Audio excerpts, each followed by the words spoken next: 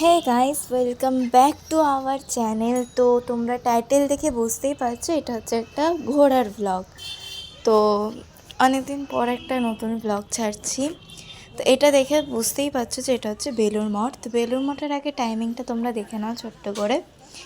তো এবার বলি, এই দিন আমরা বেলুড় মঠ থেকে দক্ষিণেশ্বরের পাশে একটা শ্যাম মন্দির আছে, ওখান থেকে আবার আদ্যাপীঠ, এই চারটে জায়গা আমরা ভ্রমণ করেছিলাম, মানে চারটে জায়গায় তীর্থস্থানে গিয়েছিলাম। তো আমরা বেরাই হচ্ছে তখন কটা বাজে, 11:30 এরকম সময়, সরি 11:45 সময় বেরাই। আর হ্যাঁ, এটা বলে দিই যে 11:30টার সময় মেন গেট বন্ধ হয়ে যায়। তোমরা এই লিস্টটা পড়লেই বুঝতে পারবে যে 11:30টার সময় মেন গেট বন্ধ হয়ে যায়। তার আগে ঢোকো, তাহলে মানে তুমি ভোগের কোপন বা মন্দির দর্শন করতে পারবে। তো আমাদের বেরোতে অনেকটাই লেট হয়ে গেছিলো, যেহেতু আমরা শালকিয়াতেই থাকি, তো এখান থেকে বেশি দূরত্ব নয়, ওই 20-30 মিনিটের দূরত্ব। তাই আমাদের অসুবিধা হয়নি। আর আমরা টোটো রিজার্ভ করে চলে যাই, যেহেতু লেট হচ্ছে, প্লাস বাস আসছিল না, তাই আমরা টোটো রিজার্ভ করে যাই। এটা হচ্ছে কোপনের লাইন প্রসাদের। তো তোমাদের ইচ্ছে মতো তোমরা দিতে পারো। আমাদের 3টে কোপন ছিল, তো 100 টাকা আমরা দিয়েছি। তোমরা দান মতো ইচ্ছে মতো দিতে পারো। এটা হচ্ছে মন্দির বেলুড় মঠের। সকলেই জানে যে ভেতরে ফটোগ্রাফি অ্যালাউ নেই, তো তাই আমি ভেতরে কিছু তুলতে পারিনি, বাইরে থেকেই তুলেছি। বলি, আমরা বেলুড় মঠ প্রায় সবসময় যাই, সবসময় মানে কি বলবো, যখনই সময় পাই তখনই আমরা যাই, কারণ বেলুড় মঠ হচ্ছে আমাদের বেশি দূরত্ব না, আগেই বললাম। আর তীর্থস্থানে গেলে সকলেরই মন ভালো থাকে, তো আমরা মাঝে মধ্যেই আমরা যাই বেলুড় মঠ। তো তোমাদেরকে বললাম যে কোপনের লাইনটা বেশি ভিড় ছিল না এদিন অবশ্য, মানে অন্যবারও বেশি ভিড় থাকে না, তাও রবিবারটা হিসাবে একটু ভিড় ছিল, কিন্তু সিজনের টাইমে এখানে বেশি ভিড় থাকে। তো তোমরা পুরো ভ্লগটা কন্টিনিউ করো, আমি সব ট্যুর করাবো দক্ষিণেশ্বর থেকে নিয়ে সব।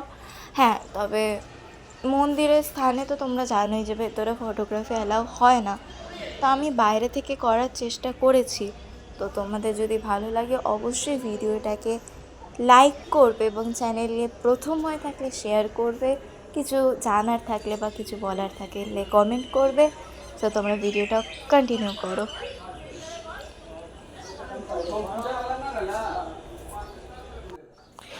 এটা হচ্ছে কোপনের লাইন, ঠিক আছে? আমরা এখান থেকে হেঁটে যাচ্ছি। অন্য দিন আমি বললাম না সিজনের সময় প্রচুর ভিড় থাকে, অন্য দিন না এখানে পুরো গা ঘেঁষে, যেরকম দুর্গাপুজোর লাইন হয় সেরকম গা ঘেঁষে যেতে হয় এখান দিয়ে। তো এই সময় মোটামুটি ফাঁকাই ছিল, আমরা চলতি অবস্থায় যাই এবং ভেতরেও ফাঁকা ছিল। তো পুরোটা কন্টিনিউ করো, আশা করছি ভালো লাগবে।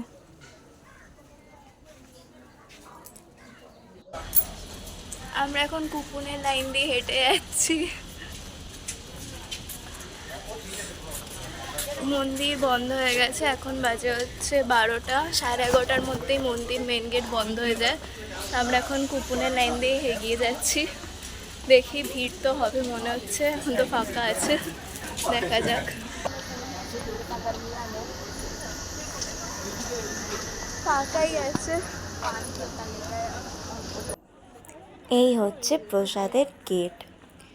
এর ভেতরে প্রচুর 3তলা মতো হয়তো জায়গা, কিন্তু এখন একতলাতেই খাওয়ানো হয়, আরও বড় করা হচ্ছে। তো কেননা বললাম না সিজনের সময় প্রচুর ভিড় হয়, তখন এর উপরেও খাওয়ানো হয়। তো তোমরা চারপাশটা দেখে বুঝতেই পারছো যে ফাঁকাই ছিল মোটামুটি। এটা জানি না এটা কী গাছ, কিন্তু দেখতে ভালো লাগছিল। ওই কী বেশ বলে এগুলোকে, ঠিক মনে পড়ছে না, তোমরা যদি জানো কমেন্টে বলবে। তো এই যে আমরা প্রবেশ করছি ভেতরে, বললাম না ফাঁকাই ছিল মোটামুটি। তো আরেকটা কথা বলি, আমি বললাম না বেলুড় মঠ আমরা মাঝে মধ্যেই যাই। তো এই ভেতরে এখন চেয়ার টেবিল করেছে, প্লাস প্রসাদ এখন নিজেরাই বিতরণ করে। আর আগে কীরকম ছিল, আগে প্লাস্টিকের প্লেটের মধ্যেই আমরা নিজে নিজে নিতাম, এরকম চেয়ার টেবিলের ব্যবস্থা ছিল না, দাঁড়িয়ে প্রসাদ মানে ভোগ খেতাম। কিন্তু এখন মানে প্রচুর ডেভেলপমেন্ট হয়েছে, আমি চাই আরও ডেভেলপমেন্ট হোক। এখানে গেলে সত্যি বলছি প্রচুর মানে মন ভালো থাকে। তো তোমরা দেখেই বুঝতে পারছো কতটা মানে ভালো এখন ব্যবস্থা করেছে প্রসাদের। তো এখানে সবাই প্রসাদ বিতরণ হয়ে গেছে, সবাই ভোগ খাচ্ছে। তো বেশিক্ষণ ভিডিও করতে পারিনি। আর একটা কথা বলি, আমি তো আর অতটা ভিডিও করতে অভ্যস্ত নই, তো যতটা পেরেছি ততটা করেছি। তো এই হচ্ছে খিচুড়ি ভোগ ছিল, তরকারি আর ভোগ মানে যত চাইবে তত দেবে তোমাদের। আর পায়েস ছিল আর চাটনি ছিল, ব্যাস এই ছিল প্রসাদ।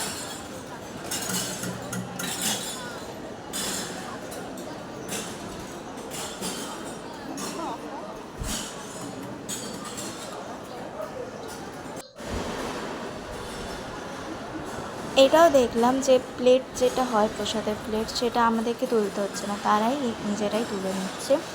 আগে যেরকম আমরাই বোধহয়, হ্যাঁ আমরাই নিজেরা নিয়ে গিয়ে মানে একটা পাত্র থাকতো ওখানে গিয়ে রেখে দিতাম, এখন নিজেরাই তোলে। মানে দেখে খুবই ভালো লাগলো।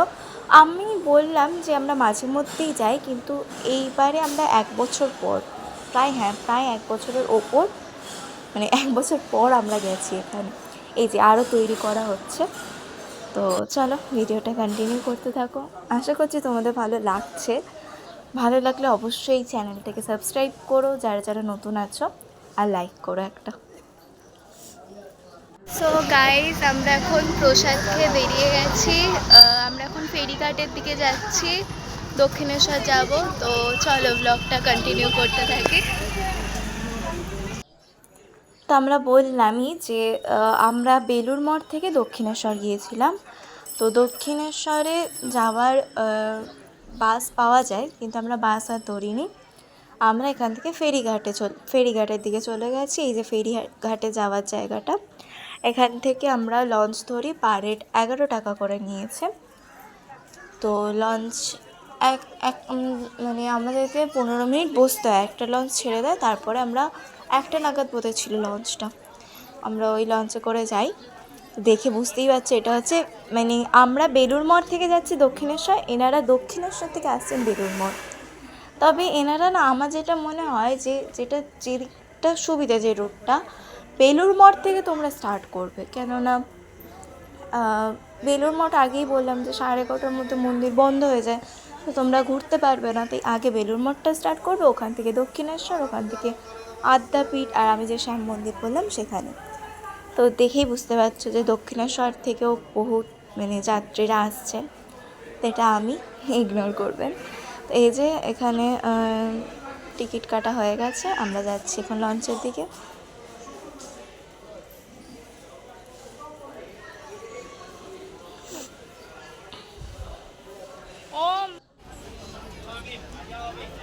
এই যে আমরা লঞ্চে বসে বেলুড় মঠের চূড়াটা দেখতে পাচ্ছিলাম, সেটাই আর কি তোমাদেরকে দেখাচ্ছি। আর আকাশটা দেখো জাস্ট কত সুন্দর লাগছে, আমি আকাশটা দেখেই মুগ্ধ গেছি, মানে পুরো লাইন বাই লাইন মনে হচ্ছে না। তো যাই হোক, মানে যেটা হয় আর কি, প্রচুর মানে অনেক দিন পর কোথাও আর কি গেলে মানে ঘোরাটা মাস্ট।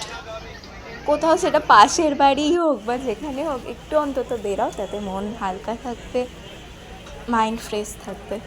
তো এখানে আর কি কিছু বলতে পারছিলাম না, আগেই বললাম যে বেশি কিছু বলতে পারছিলাম না। তো আমরা চলে এসেছি দক্ষিণেশ্বর, তোমরা দেখেই বুঝতে পারছো ব্যাকগ্রাউন্ডটা, যেটা হচ্ছে দক্ষিণেশ্বর। তা আমরা মেন গেট দিয়ে প্রবেশ করতে পারিনি, আমরা আরেকটা গেট আছে যেখানে ফেরিঘাট থেকে যায়, তো ওটার থেকে প্রবেশ করেছি। আর মেন গেট বন্ধও ছিল, মেন গেট খোলে হচ্ছে ওই 3টের পর খোলে, 3টে 3:30 নাগাদ, 3:30 বলবো না, 3টার সময় করে মেন গেটটা খোলে। আমরা এই গেটটা খোলা ছিল, ভাগ্যিস, না তো আমরা ঢুকতে পারতাম না এখান দিয়ে ঢুকেছি। কিন্তু মায়ের পুজো লেটে মানে স্টার্ট হয়েছে, আমরা অনেকক্ষণ বসেছিলাম। এই হচ্ছে দক্ষিণেশ্বরের টেম্পল। তো আগেই বললাম যে ভেতরে তো ফোন অ্যালাউই নেই, ফোন জমা দিয়ে ঢুকতে হয়। তো আমরা বাইরে দিয়েই যতটা পেরেছি ভিডিও করেছি, ভেতরে তোমাদেরকে কিছু দেখাতে পারিনি, মায়ের দর্শন হয়তো করাতে পারবো না। তোমরা অবশ্যই এসো দক্ষিণেশ্বরে, আর যারা গেছো তারা তো মানে যারা ঘুরেছো দক্ষিণেশ্বর তারা তো জানোই।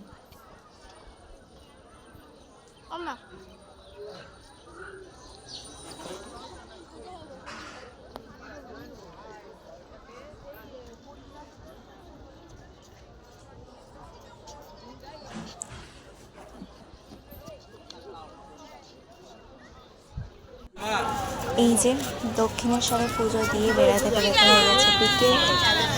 এই সময়টা হয়তো পুরো 5টা বাজতে দেয়, তো প্রায় অন্ধকার হয়ে গেছে। জাস্ট আকাশটা দেখো, আকাশটা পুরো দেখার মতো।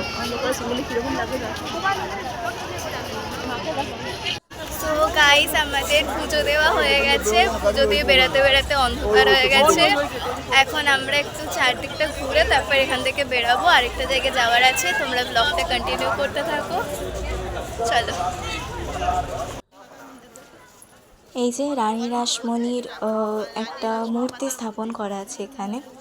আমরা সকলেই জানি যে দক্ষিণেশ্বর করুণাময়ী রানী রাসমণি প্রতিষ্ঠান করে, তাই ওনার তো মূর্তি থাকবেই। তো তীর্থস্থানে গেলে আমার মনে হয় না তীর্থস্থান থেকে না কোনো বেস্ট জায়গা নেই। যদি তোমরা কিছু সময় পাও, 2 ঘন্টা 1 ঘন্টা হোক, পাশে কোনো তীর্থস্থান থাকলে সেখান থেকে ঘুরে আসবে, দেখবে মাইন্ড পুরো ফ্রেশ, মন পুরো হালকা। আমি বারবার এই কথাটা বলছি, কারণ অনেকেই মানে টেনশন করো বা কিছু করো, তো মায়ের কাছে গেলে না তোমার সব চিন্তা দূর হয়ে যাবে। তো এটা হচ্ছে দক্ষিণেশ্বরের মন্দিরের পেছনটা, যেখানে গঙ্গার ঘাটটা। এখন না, আমি বললাম না প্রায় 1 বছর পর আমরা এই জায়গাটা এসেছি। এখন দেখছি পুরো চেঞ্জ করে দিয়েছে। আগে না জায়গায় জায়গায় ফোন, ব্যাগ আমরা রাখতে পারতাম, মানে হয় না স্টলগুলো লাগাতো। এই গঙ্গার সামনে একটা স্টল ছিল, ওটা এখন তুলে দিয়ে মানে একটাই জায়গা করেছে যেখানে ফোন, ব্যাগ রাখা যাবে। আর যেখান থেকে তুমি ডালি নেবে সেখানেও রাখতে পারো, কিন্তু একটাই জায়গা আছে ওই ব্যাগ ট্যাগ রাখার। তো এটা হচ্ছে শিব মন্দিরগুলো। ভেতরটা আর ক্যামেরা অ্যালাউ ছিল না, এখান থেকে দেখিয়ে দিচ্ছি। আর এখানে রানী রাসমণির বংশধর তো কেউ নেই, ওনার সবই কন্যা ছিল, তো ওনার জামাইদের মূর্তি স্থাপন করা হয়েছে।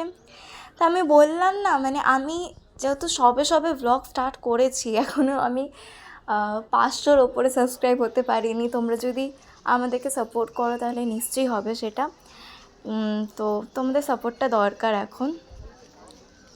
আমি চেষ্টা করব যে আরও ডেভেলপমেন্ট করার নিজের ভিডিও এডিটিংয়ে, কিন্তু তোমাদের সাপোর্টটা আগে আমাদের দরকার। সাপোর্ট করো প্লিজ। আর আসলে না বলতে এখনও অভ্যস্ত হইনি, আস্তে আস্তে হয়ে যাবে। তো এটা হচ্ছে গঙ্গার ঘাট। বলি, দক্ষিণেশ্বরে আমার দাদা এবং বৌদিরা জয়েন করেছিল আমাদের সাথে। আসলে ওরা বেলুড় মঠেও আসতো, ওরা এতটা লেট করে যে আমাদেরকে আবার বেলুড় মঠে একাই যেতে হয়। তো এটা হচ্ছে আমরা দক্ষিণেশ্বর থেকে বেরিয়ে যাই। এটা হচ্ছে ওই কী বলে, ফ্লাইওভার নাকি বেশ বলে। তো আমরা আসার সময় তো এটা দিয়ে আসতে পারিনি, যেহেতু লঞ্চ করে এসেছি, বা যাওয়ার সময় এখান থেকেই যাচ্ছি। দেখো, ভিডিওটা কন্টিনিউ করো। এখানে আরেকটা হাস্যকর কাণ্ড হয়। আমি এখান থেকে ইলেকট্রিক সিঁড়ি থেকে উঠতে যাবো, ওটা মা ভিডিও করছিল, কিন্তু মা ভিডিওটা অন করতেই ভুলে গেছে, জাস্ট ক্যামেরাটা ধরেছিল, তাই আমি আসিনি। তো এই হচ্ছে আমার বৌদি, দাদা, আমার বাপি, মা ভিডিও করছে, এটা আমি। তো চলো ভিডিওটা কন্টিনিউ কর।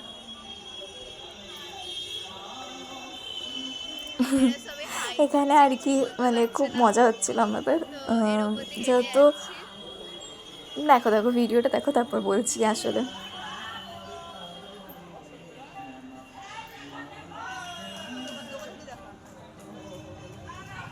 আগে না নিচে দোকানপাট ছিল, এখন এখানে সব দোকানপাট করে দিয়েছে।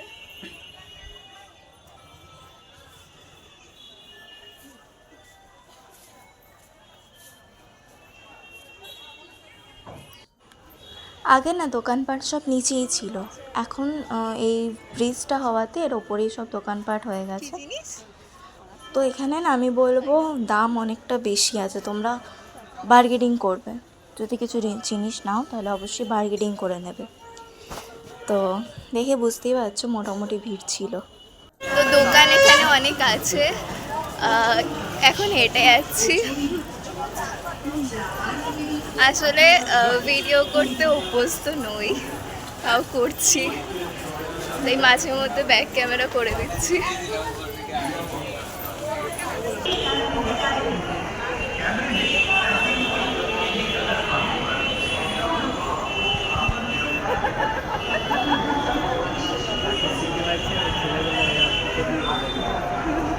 কে সিটি মারছে?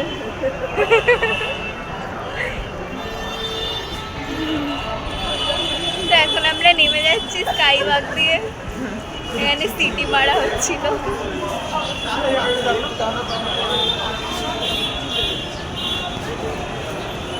বলে দিই এইখান থেকে আমরা এবার বাস ধরবো, বাস বা টোটো কিছু একটা ধরবো, জানি না এখনো।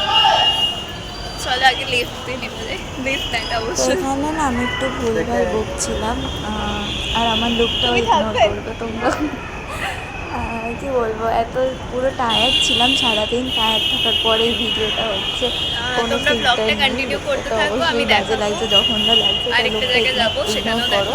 আর আমি এখানে শ্যাম বাবা বলতে গিয়ে সাই বাবা বলে দিয়েছি, ক্ষমা করো। আর আরেকটা কথা বলি, দক্ষিণেশ্বর থেকে এই শ্যাম মন্দিরটা বেশি দূরত্ব না, আমরা যেহেতু জানতাম না তাই আমাদেরকে অটো করতে হয়। আর অটোটা না 10 টাকা নিয়ে নিয়েছে। আমার যেটা মনে হয়েছিল আমরা হেঁটে গেলে হয়তো তাড়াতাড়ি হয়ে যেত, মানে এতটাও দূরত্ব ছিল না। এই যে শ্যাম বাবার মন্দির ভেতরে ভিডিও করা অ্যালাউ ছিল না, তাই বাইরে দিয়েই করছি। তো যেটা বলছিলাম আর কি, বেশি নিয়ে নিয়েছে। তো আলামবাজারে হচ্ছে এই শ্যাম মন্দিরটা, তো তোমরা পারলে হেঁটে হেঁটে যাবে। তোমরা না মানে হেঁটে হেঁটে যাবে বলতে মানে বেশি ভাড়া নিয়ে নিয়েছে। এই হোপস তো কম নেওয়া উচিত ছিল, কিন্তু 10 টাকার কম তো নেবে না। তো দক্ষিণেশ্বর থেকে মোটামুটি হেঁটে যাওয়া যায়। হ্যাঁ, আদ্যাপীঠটা ওখান থেকে একটু দূর ছিল, ওখান থেকে নিয়েছিল হয়তো মাথা পিছু 10 টাকা করেই নিয়েছিল আদ্যাপীঠ। এখানেও সেম, কোনো ভিডিও করা অ্যালাউ নেই, তাও বাইরে থেকে করেছি। তো দেখো তোমরা, আশা করছি ভালো লাগবে। তো আরেকটা বলি, আদ্যাপীঠে গেলেই না, আমি অবশ্য ফার্স্ট টাইম গেছি, কিন্তু আমার মা গল্প করছিল যে আদ্যাপীঠে গেলেই মায়ের ভোগ ছাড়া ওখান থেকে বেরানো যাবে না, মায়ের ভোগ পাবোই পাবো। ঠিক তাই আমরা গেছি, প্রায় তখন কটা বাজে, ওই 7টা 7:30, হ্যাঁ এরকমই হবে, না ভুল বলছি, 6:30 থেকে 7টা মতো হবে। আমরা ঠিক মায়ের ভোগ পেয়েছি। আমি এটা দেখি আশ্চর্য হয়ে গেছি যে তখন ভোগের সময় নয়, কিন্তু দেখলাম যে না, ভোগ পাচ্ছে। আমরা ভোগ প্রসাদ খেয়ে তারপরে মায়ের দর্শন করে এখান থেকে আমরা রওনা হই। ভিডিওটিও ভালো লাগলে অবশ্যই লাইক করো। ধন্যবাদ।